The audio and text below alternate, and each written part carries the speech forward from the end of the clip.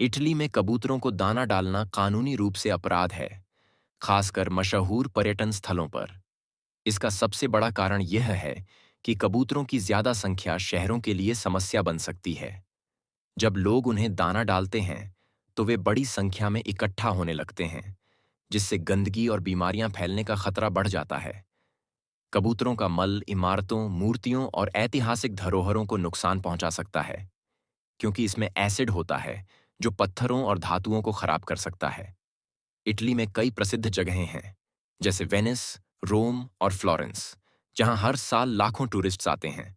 अगर कबूतरों की संख्या ज्यादा हो जाए, तो ये न केवल ऐतिहासिक स्थलों को नुकसान पहुंचाएंगे, बल्कि वहां घूमने आने वाले लोगों को भी असुविधा होगी। कई बार कबूतर सीधे लोगों के हाथ से खाना छीनने की कोशिश करते हैं, जिससे परेशानी हो सकती है। इसी वजह से इटली में कई जगहों पर कबूतरों को दाना डालने पर जुर्माना लगाया जाता है।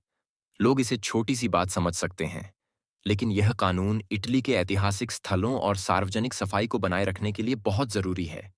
इसीलिए अगर आप कभी इटली जाएं, तो ध्यान रखें कि वहां कबूतरों को दाना डालना मना है, वरना आपको जुर्माना भरना पड़ सकता है।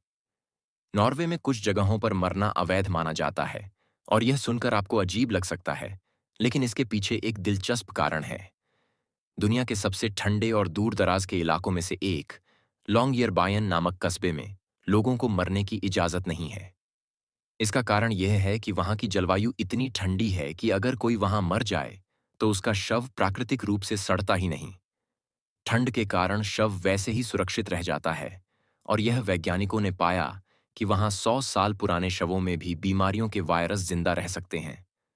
इसीलिए प्रशासन ने यह नियम बना दिया कि अगर कोई व्यक्ति गंभीर रूप से बीमार या बूढ़ा हो जाता है, तो उसे नॉर्वे के मुख्य हिस्सों में ले जाया जाता है, जहां उसकी देखभाल हो सके और उसकी मृत्यु वहां हो।